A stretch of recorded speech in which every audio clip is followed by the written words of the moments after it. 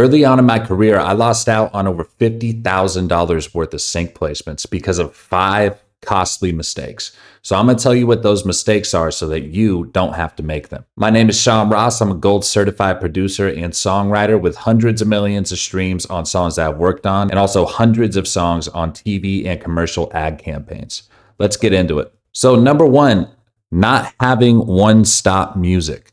Now, this was a huge problem in the beginning because I was just sending music thinking that it was all going to be good. I can clear it. It's all good to go. When it actually came time to get a placement, this was a $10,000 placement that I was about to get.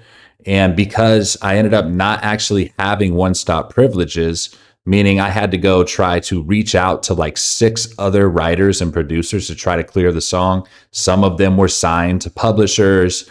All types of stuff happened so that by the time it actually came to try to paper up the sync, the window of opportunity had already passed. And I lost out on that sync and also burnt that relationship with that music supervisor because they go, I can't rely on this guy to clear the music he's sending me. It was a terrible situation. And that was one of my early experiences that I learned a lot from. So make sure that if you are working with collaborators on your music that you're pitching for sync, you need to have agreements in place with them that are one-stop agreements, meaning, hey, sign this agreement so that when I go pitch this stuff for sync, I'm the only person that has to sign off on it, and we will split up the money on the back end appropriately. Mistake number 2, no metadata. In the beginning, when I was first sending stuff out for sync, I didn't include any metadata in my titles or in the song info at all. It would just be the title of the song and the artist name, and that was about it.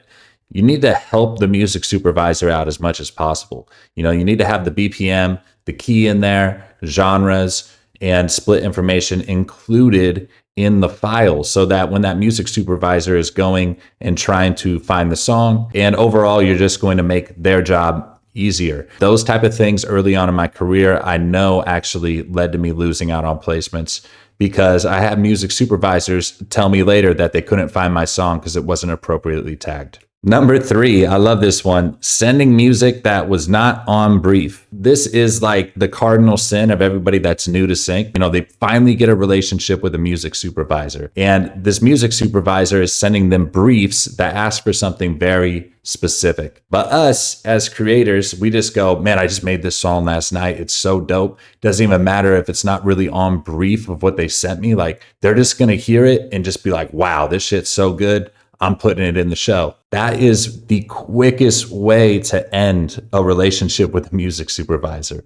If they send you something asking for something specific and you send them back something that you just think is really good, they're not going to open your email the next time that you send them music, which is the last thing that you want to happen. Mistake number 4, not networking in real life. Now, I thought that I could just build relationships over email and over Instagram for the longest time in the beginning. I was like, my music's really good. I'm all professional now. I got all my stuff buttoned up. And these relationships are going to flourish whether I meet these people in person or not. That is the furthest thing from the truth. I started going out to different networking events with music supervisors or production music library conferences. I started going out to these things, meeting these people in real life. The benefits of doing that have paid off drastically over the last few years. The moment you actually establish a real relationship with somebody face to face, they're going to be way more likely to put you at the top of their list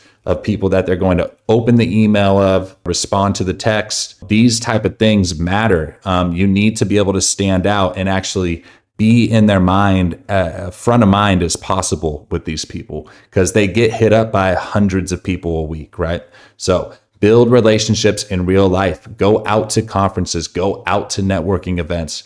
Even though, it might cost some money to travel and go there, getting one sync with somebody that you met at one of these things will pay for all those travel expenses tenfold. And mistake number 5, thinking that sync is fast money. Fact of the matter is you will not be able to get quick money in sync, at least nothing that's going to be sustainable. We had relationships that we had started 6 years prior to actually getting a sync with one of these supervisors. And that actually is a very common story. Somebody that you might meet or reach out to and connect with You kind of just initially meet, maybe send them some music, they listen to it, and then like time goes by, they might be pitching your stuff, and then all of a sudden you'll get an email out of the blue, or what seems out of the blue, like 3 years later, and they'll be like, hey, we landed something. So Sync is all about planting seeds. Plant as many seeds as you possibly can, just all over, and then those things will start to sprout over time. But don't think that you're going to get into Sync, start sending music out to people that you just met, and you're going to get a song on TV in a week or two.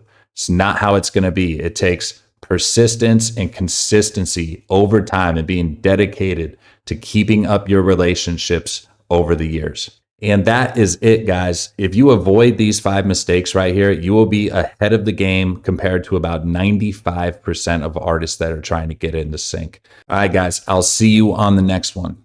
Peace.